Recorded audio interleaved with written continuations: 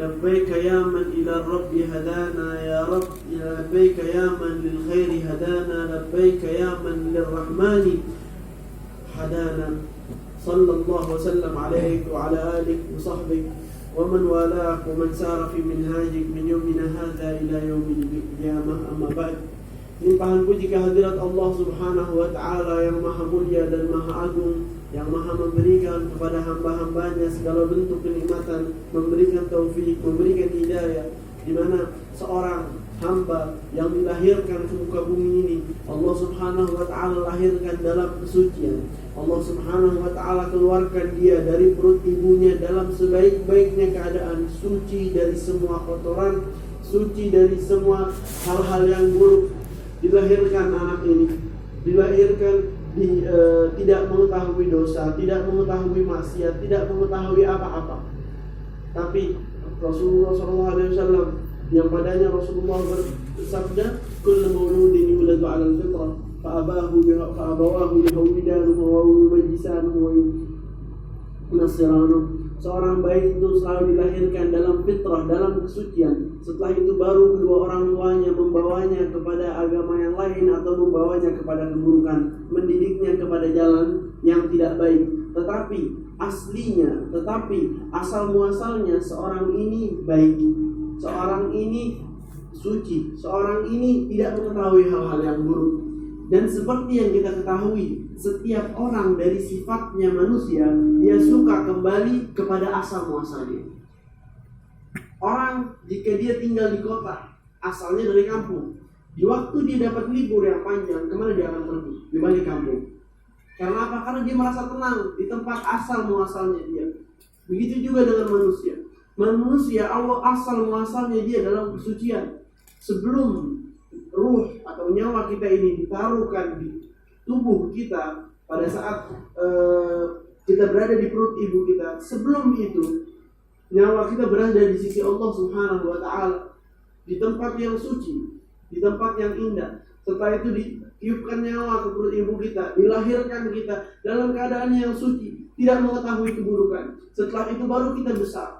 Lingkungan, orang tua, teman-teman, hal yang ada di sekitar kita itu yang membawa kita ke kanan atau ke kiri, membawa kita kepada keburukan, membawa kita kepada hal-hal yang melenceng dan berpaling dari jalan yang benar. Tapi jalan Allah Subhanahu wa Ta'ala itu jalan yang benar. Karena itu salah satu sahabat yang bertanya salah satu pertanyaan kepada Nabi Muhammad.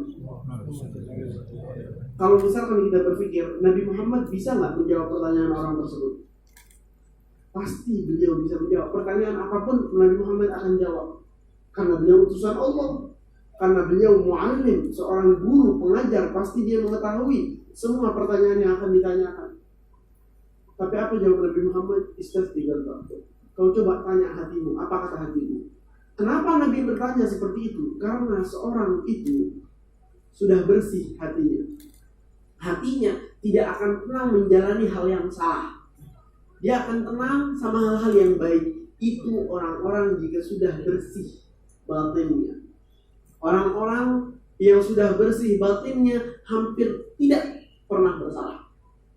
Jika dia bersalah sekalipun, dari sifat manusia kesalahan, dia akan kembali ke jalan yang benar.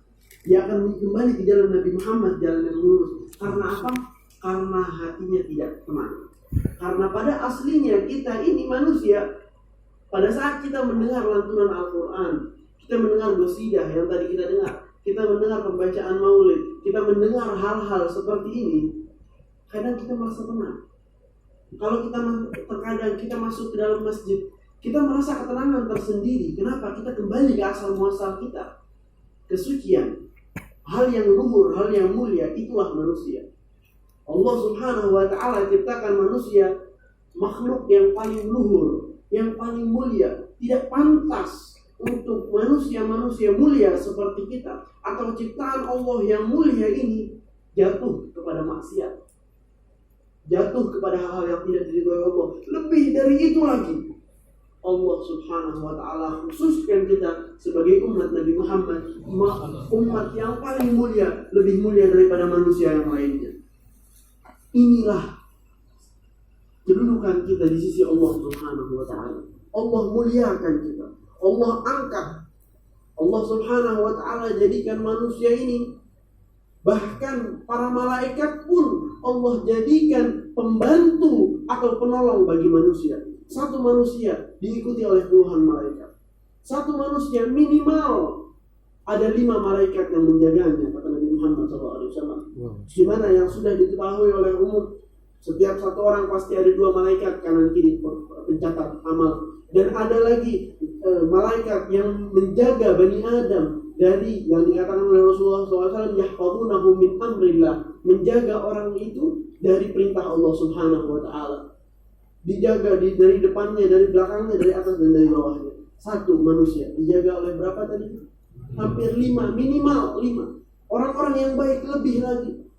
Talibul ilm, orang yang menuntut ilmu. Dikatakan oleh Nabi Muhammad, al-malaikah tabsut ajnihataha li talibil ilm ridwan bima yasna. Para malaikat membentangkan sayapnya untuk jalan para penuntut ilmu karena mereka ridho sama apa yang dilakukan. Malaikat membentangkan sayapnya untuk seorang talib ilmu. Satu, Allah subhanahu wa ta'ala menggerakkan para malaikat untuk membantu Bani Adam. Semulia apa orang ini? Semulia apa? Apalagi kita umat Nabi Muhammad. Semulia apa kita ini? Batas kemuliaan kita sampai dikatakan oleh Rasulullah SAW, aulia ummati atau ulama ummati keanbiya Bani Israil. Ulama, orang-orang yang alim, orang-orang yang soleh dari umatku seperti para nabi dari Bani Israil.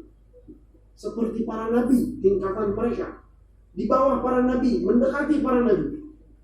Orang-orang biasa, semua matanya sama, mempunyai 2 mata, mempunyai 1 bibir, 2 telinga, mempunyai hati, otak, pikiran dan lain sebagainya. Bahkan umur mereka, badan mereka jauh lebih besar dan lebih kuat.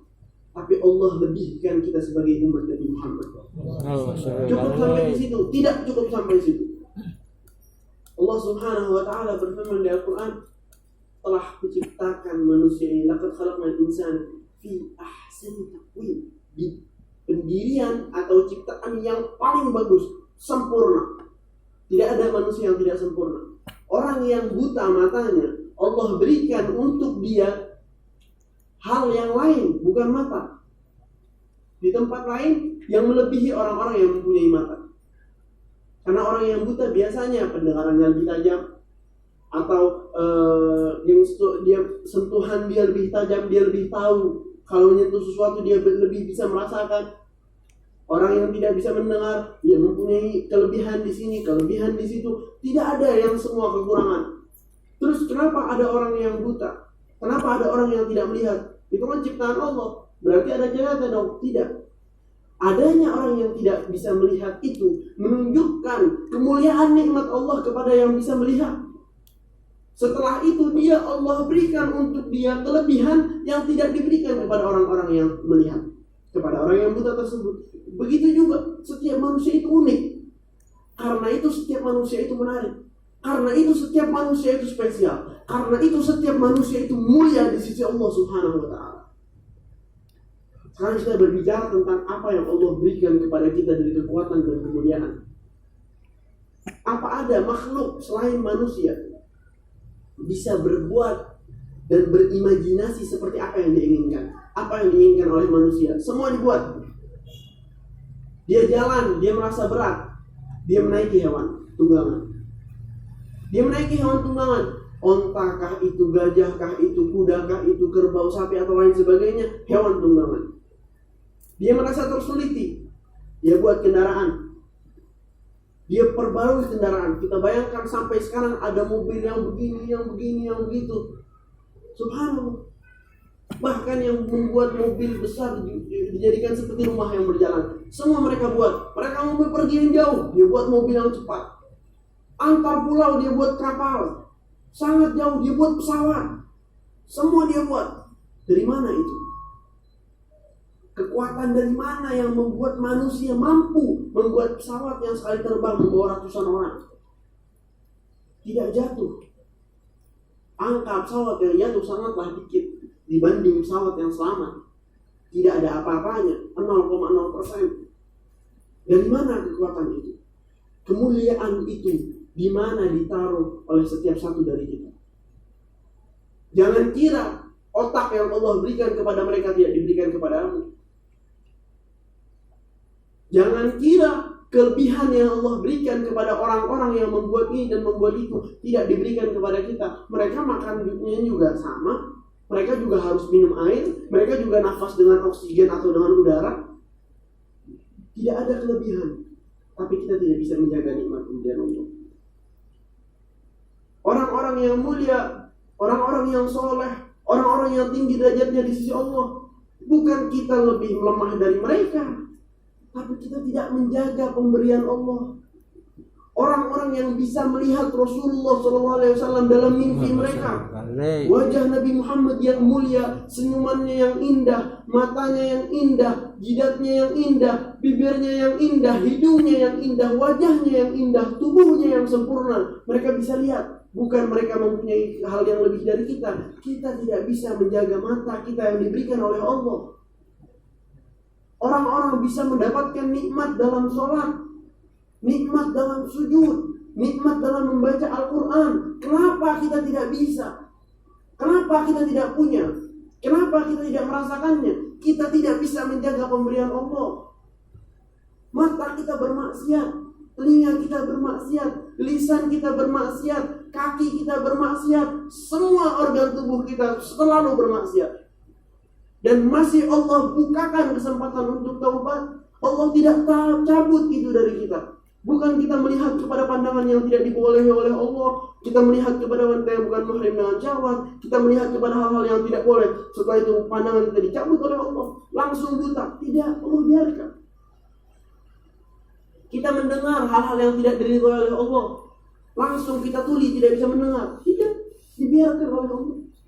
Lisan kita mencaci, menggunjing, memaki, dibiarkan oleh Allah. Ini rahmat Allah. Ini rahmat Allah. Ini kasih sayang Allah. Ini pintu taubat kepada Allah Subhanahu wa ta'ala. Yang kita lihat dari dunia sekeliling kita, semua membawa kita kepada hal-hal selain Allah Subhanahu wa ta'ala. Itu yang mereka inginkan. Musuh-musuh Allah mau bawa kemana? Kita mau dibawa kemana sama mereka? Pemberian dibuatkan seperti ini, dibuatkan seperti itu, mempalingkan kita, menyibukkan kita dari Allah Subhanahu wa ta'ala. Kita tidak tahu. Semua ada batasnya. Umur ada batasnya, kehidupan ada batasnya, sampai nafas terakhirmu baru kau akan menyesal. Baru kau akan menyesal. Bahkan salah satu orang dari Bani Israel diutus Nabi kepada mereka. Datang Nabi itu mengajak kepada kebaikan. Yang diceritakan cerita tersebut kalau tidak salah di surat Al-Kahfi, di awal surat Al-Kahfi. Berkata, ayo kalian beriman kepada Allah. Kaumnya bilang, untuk apa kita beriman? Dia ini penipu. Dijawab oleh satu orang ini, kalau dia penipu, fa'alaihi itu. Kalau dia ini penipu, dia akan mendapatkan dosanya. Tapi kalau dia jujur, kita akan mendapatkan kebaikan yang diberikan. Ini orang yang tidak tahu utusan-utusan Allah itu jujur atau tidak. Ini yang sudah jelas depan mata kita. Nabi Muhammad tidak pernah berbohong. Semua yang Nabi Muhammad bilang terjadi. Yang dulu mustahil terjadi. Nabi Muhammad pernah bilang apa? Yang tidak kebayang oleh sekarang. Nabi Muhammad berkata, keledai di zaman yang akan datang itu, satu langkah bisa langsung sampai ke tujuannya. Apa itu? Pesawat. Pesawat tidak perlu berlangkah. Dia sekali terbang, turun di tujuan. Sahabat kok percaya? Mereka percaya sama Nabi Muhammad. Sekarang kita menyaksikan. Nabi Muhammad bilang apa? Akan datang waktunya wanita-wanita itu menjadi kaziyatul ariyat. Dia pakai baju tapi dia tidak pakai baju. Kita lihat sekarang pakaian yang seakan-akan dia tidak pakai pakaian apa-apa.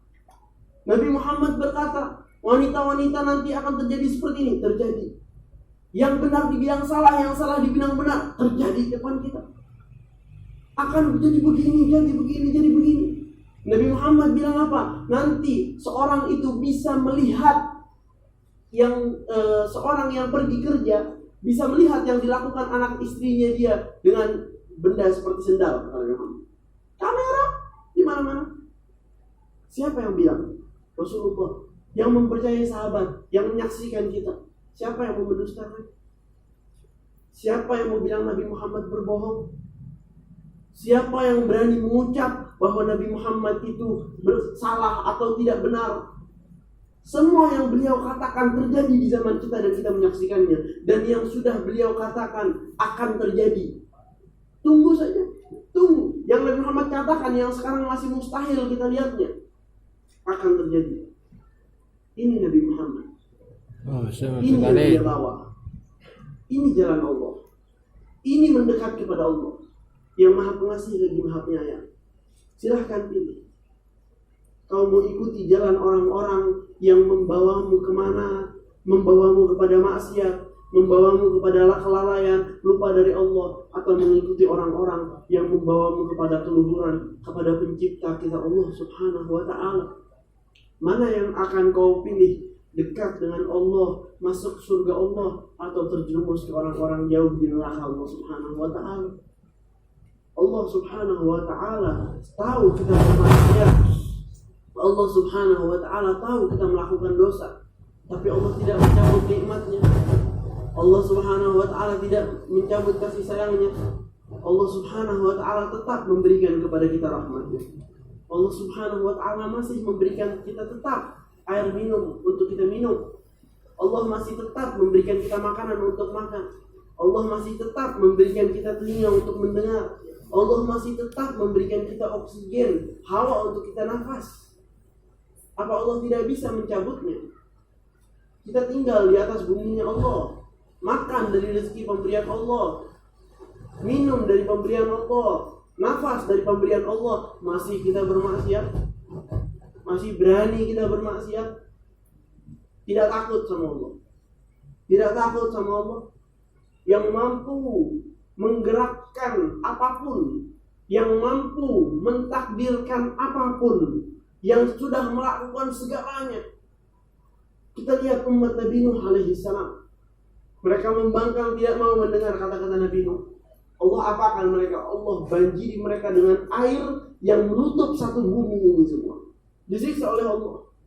Kita lihat setelahnya umat Nabi Hud tidak mau percaya sama Allah, tidak mau ikut aturan Allah. Apa yang Allah kasih? Allah kirimkan angin puting beliung atau angin puyuh, menghabisi mereka semua, mengangkat rumah-rumah mereka, pepohonan mereka, diri mereka diangkat semua ke atas langit oleh angin itu dan ditubrukkan satu sama lain, jatuh ke bawah seperti sisa-sisa makanan yang terinjak-injak. Ini dari Al-Quran. Setelahnya umat Nabi Sallallahu Alaihi Wasallam tidak mau ikut aturan Allah, minta ini dan minta itu, diberikan oleh Allah Subhanahu wa ta'ala. Tambah lagi mereka membunuh onta yang Allah berikan kepada mereka. Apa yang Allah balas kepada mereka? Allah Subhanahu wa ta'ala turunkan kepada mereka azab yang dibawa oleh awan, menyiksa mereka dan menghabiskan mereka tanpa apa-apa. Setelahnya nabi demi nabi, nabi demi nabi, nabi demi nabi, Allah binasakan, Allah hancurkan. Nabi Lut alaihi salam, kaumnya yang tidak mau beriman, kaumnya yang menyukai laki satu sama lain, yang tidak menyukai wanita. Apa yang Allah berikan kepada mereka? Allah perintahkan malaikat untuk mengangkat desa mereka itu dari bawah, setinggi-tingginya sampai ke langit, dibalik dan dijatuhkan ke bawah. Tidak cukup sampai situ, Allah hujani mereka dengan batu dari api neraka. Ini umat Nabi Lut alaihi salam. Allah bilang di Al-Quran, wa ma dzalika, dan itu tidak jauh minadh dhalimin bi ba'id, dan itu tidak jauh daripada orang-orang yang zalim. Bisa aku lakukan itu kepada mereka. Berhenti sampai situ? Tidak. Nabi demi nabi Allah berikan contohnya kepada kita. Salah satu nabi yang Allah utus kepada suatu tempat, memerintahkan mereka untuk beriman kepada Allah dan beribadah kepada Allah di satu hari, dan Allah di hari Sabtu. Setelah itu Allah larang mereka dari memancing ataupun bekerja di hari Sabtu. Allah coba mereka setelah beberapa tahun. Allah coba mereka di hari Sabtu, tidak ada, di hari-hari biasa tidak ada ikan, di hari Sabtu ada ikan. Mereka tinggalkan ibadah, mereka ambil ikan. 3 hari setelahnya semua diubah oleh Allah menjadi monyet dan babi. Di Al-Quran bisa dilihat.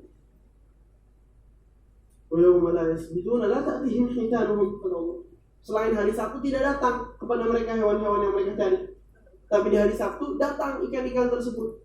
Mereka tinggalkan. Allah ubah mereka, Allah siksa mereka, hancur habis. Bani Israel berdosa kepada Allah. Allah perintahkan mereka untuk perang bunuh satu sama lain di satu tempat. Ini siksa Allah. Ini kemurkaan Allah. Baru di dunia belum selesai, kita bisa teruskan. Di akhirat, siksa paling rendah. Seorang itu dipakaikan sepatu dari besi. Saking panasnya mendidih akal atau otaknya mendidih, menjadi cair otaknya dari panasnya. Sekelompok di sana yang suka berbohong dan mengunci, ditarik lidahnya dan disetrika dengan besi panas.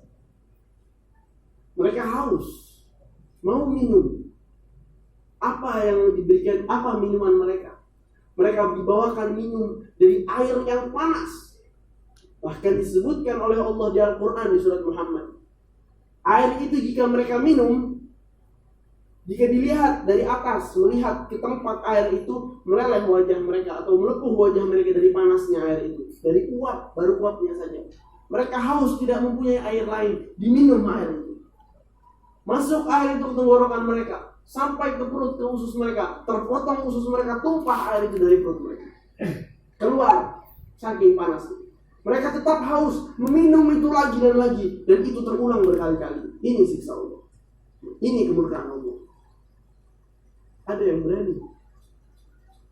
Di atas ini semua kita masih bermaksiat, masih berani, masih menantang Allah, dan Allah melihat kita. Saat kita bermaksiat itu Allah tidak mampu menurunkan siksanya. Allah tidak mampu cabut nyawa kita waktu kita bermaksiat. Kita mati dalam keadaan su'ul khatimah, tersiksa selama-lamanya. Abadi siksaannya. Ini kemurkaan Allah. Tapi lihatlah kasih sayang Allah.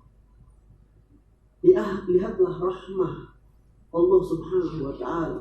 Allah berfirman kepada Nabi Daud alaihissalam, "Ya Daud, law ya'lamuna al-mudbiruna anni syauqi li inabatihim wa raghbati li taubatihim la taru syauqan ilayya hadha bil mudbirina anni fa kaifa bil mudbirina alayya." Wahai Daud, jika orang-orang yang berpaling dariku itu tahu bagaimana rindunya aku untuk kembalinya mereka, menerima taubat mereka, mereka akan terbang rindu kepadaku. Ini cintaku, ini kasih sayangku kepada orang-orang yang berpaling dariku. Bagaimana kepada orang-orang yang menginginkanku?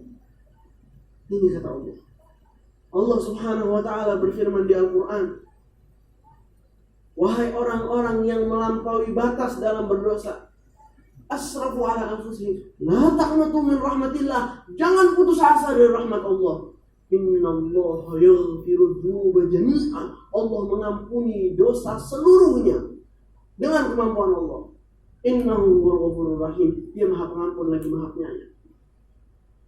A'adadtu li ibadi ma la 'ainun ra'at wa la udhunun sami'at wa la khatara 'ala qalbi bashar. Kusiapkan untuk hamba-hambaku yang tidak pernah dilihat oleh mata, tidak pernah didengar oleh telinga, dan tidak pernah terlintas di hati seorang manusia kenikmatannya.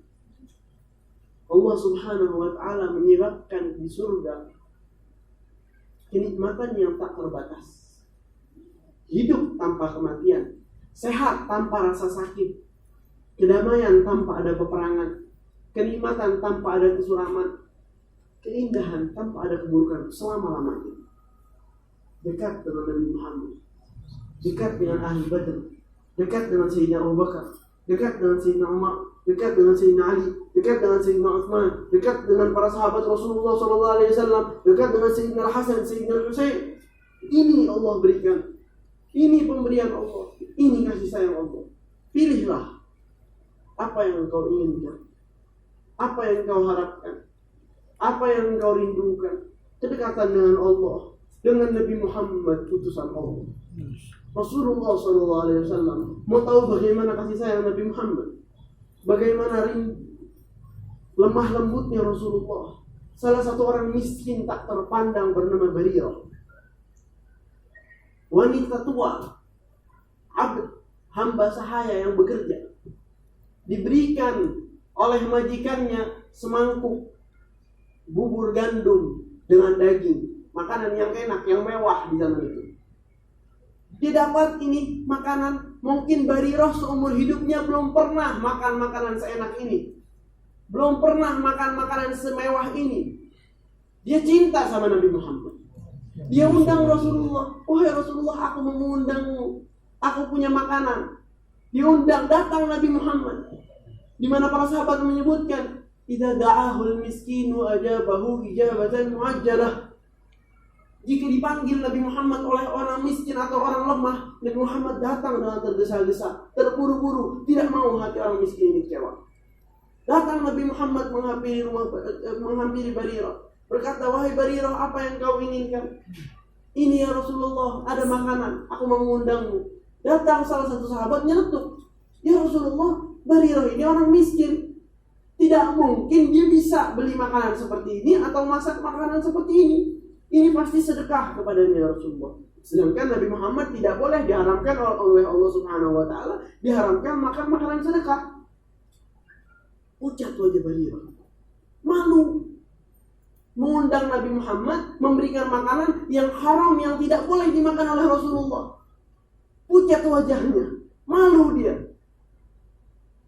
Nabi Muhammad dengan kasih sayangnya, dengan lemah lembutnya, tidak rela, tidak mau Barirah kecewa. Berkata, makanan ini disedekahkan kepada Barirah, tapi Barirah memberikan kepadaku hadiah. Jadi ini boleh aku makan. Terang benderang wajah Barirah, gembira dia, senang. Senang, Nabi Muhammad langsung memakan makanannya. Senang Barirah. Tidak mau Barirah kecewa, orang yang tidak terpandang, orang yang tidak punya apa-apa. Suatu hari Nabi Muhammad SAW khutbah di setiap hari Jumat itu, atau di waktu Nabi Muhammad memberikan nasihat-nasihat kepada para sahabat, selalu Nabi Muhammad berdiri dan memegang pelepah korma. Pohon korma kecil yang sudah mati dijadikan sandaran untuk Nabi Muhammad. Setelah makin banyak sahabat, suara Nabi Muhammad tidak sampai ke sahabat yang belakang, dan juga jauh wajah Rasulullah tidak terlihat. Dibuatkanlah untuk Nabi Muhammad mimbar. Apa mimbar? Seperti tempat yang tinggi, tangga ke atas, untuk Nabi Muhammad naik ke atas, suara beliau sampai lebih jauh, dan sahabat yang jauh bisa memandang Nabi Muhammad. Dibuatkanlah mimbar. Datang hari Jumat, Nabi Muhammad naik ke atas mimbar. Pohon itu, pelepah korma itu, terdengar darinya suara. Suara rengean, seperti bayi yang menangis. Nabi Muhammad tetap melanjutkan khutbahnya dari atas mimbar. Semakin lama, suara itu semakin membesar, semakin keras. Nabi Muhammad terus. Bahkan para sahabat berkata suaranya sampai menandingi atau menyamai suara Nabi Muhammad dalam khutbahnya. Setelah beberapa saat, suaranya saking kerasnya, suara Nabi Muhammad tidak terdengar sama sekali. Hanya terdengar suara dari pohon ini. Tangisan, teriakan. Bahkan sahabat berkata, kalau pada saat itu dibiarkan, kita menduga pohon ini akan pecah dari berisiknya suara yang keluar dari pohon ini. Nabi Muhammad sedang khutbah, turun dari mimbarnya, selangkah demi selangkah memeluk pohon itu. Pohon itu dipeluk sama Nabi Muhammad. Para sahabat, air mata mereka semua mengalir melihat kasih sayang yang terjadi, melihat rahmat Rasulullah SAW kepada pohon korma. Menjawab mereka, meredalah suaranya seperti seorang ibu yang menenangkan anaknya waktu menangis. Mereda suara dari pohon ini, sedikit demi sedikit sampai terdiam, dipeluk sama Rasulullah. Rasulullah berbicara sama dia, kau pilihlah, mau tetap aku berdiri di sampingmu sampai selama-lamanya, sampai aku wafat, atau nanti kau akan menjadi pohon yang hijau lagi di surga Allah Subhanahu wa Ta'ala abadi selamanya, kekal. Dia pilih, ya Rasulullah, aku mau kekal, aku mau samamu nanti di surga. Ini dunia sebentar. Ditinggal oleh Nabi Muhammad, naik lagi ke atas mimbarnya, turun dari mimbarnya, menghampiri pohon yang rindu. Kalau kita nangis, teriak rindu sama Nabi Muhammad, beliau tidak akan datang. Kalau kita rindu sama Rasulullah, beliau tidak akan datang menghampiri kita, menenangkan kita. Kita lihat beliau di mimpi atau lain sebagainya. Ini keadaan yang orang-orang cinta sama Nabi Muhammad. Ini mereka orang-orang yang rindu sama Nabi Muhammad. Dia nangis dari hatinya Karena Nabi Muhammad biasanya berdiri samping dia, bersandar kepadanya. Setelah itu Nabi Muhammad naik ke atas mimbar. Dia tidak kuat. Dia tidak kuat jauh dari Nabi Muhammad. Mungkin banyak dari kita tidak bisa jauh sama pasangannya, tidak bisa jauh sama ini, sama itu. Tapi ini tidak bisa jauh sama Nabi Muhammad. Jika kita menangis rindu, pasti Nabi Muhammad datang menghampiri kita, menenangkan kita.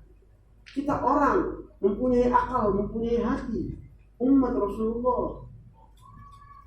Dari sana hadirin hadirat, pahamilah ini. Dari situ juga suatu hari saya dengan Ayahanda Habib Munzir bin Fuad al-Musawa, saya melihat beliau lagi dibersihkan perutnya. Waktu itu beliau menjalani operasi. Setelah itu terjadi beberapa kegagalan. Perut beliau masih terbuka, terlihat sampai dalam. Harus dibersihkan sehari, beberapa kali dibersihkan. Setelah itu ditutup lagi dengan kapas. Mengecil sedikit sampai sedikit, 1 tahun terbuka perut beliau. Pada saat-saat itulah di mana beliau selalu hadir maulid menggunakan kasur rumah sakit, datang ke hadir maulid karena tidak bisa duduk. Pada saat saya melihat seperti itu, saya merasa kasihan. Tidak ada apa-apa, Habib Munzir langsung bicara sendiri. Muhammad, kamu melihat aku melihat yakni ada rasa kasihan untuk saya. Saya bilang iya, keadaannya seperti ini, pasti saya kasihan. Dikatakan demi Allah, sumpah demi Allah, pada saat saya memandang kepada wajah Nabi Muhammad SAW, hilang semua kesakitan, hilang semua pengorbanan, semua terhapus menjadi kenikmatan dan kenikmatan. Ini kata beliau. Sekarang kita berada di sini dengan berkat beliau. Orang yang terikat sama Nabi Muhammad, terikat sama Rasulullah SAW, cinta sama Nabi Muhammad. Semua kepedihan yang didapatkan oleh beliau dari sakitnya beliau, dari beban yang beliau bawa, dari beban dakwah yang beliau angkat, semua itu akan menjadi kenikmatan terbayarkan jika sekali saja memandang kepada wajah Nabi Muhammad. Tanya kepada dirimu sendiri, tanya kepada hatimu, mau atau tidak memandang kepada wajah Rasulullah SAW? Mau atau tidak memandang kepada wajah yang siapapun memandang kepada wajah itu tidak akan celaka selama-lamanya. Berkata salah satu penyair, biru'yati wajhin zala an kulli man ra'ahu syaga'u. Wahai Allah, aku ingin melihat wajah yang siapapun melihat kepada wajah itu, hilanglah semua kecelakaan, selamat dunia dan akhirat sekali memandang. Orang yang kasih sayangnya sangat besar, orang yang lemah lembut, orang yang tidak ridho satupun dari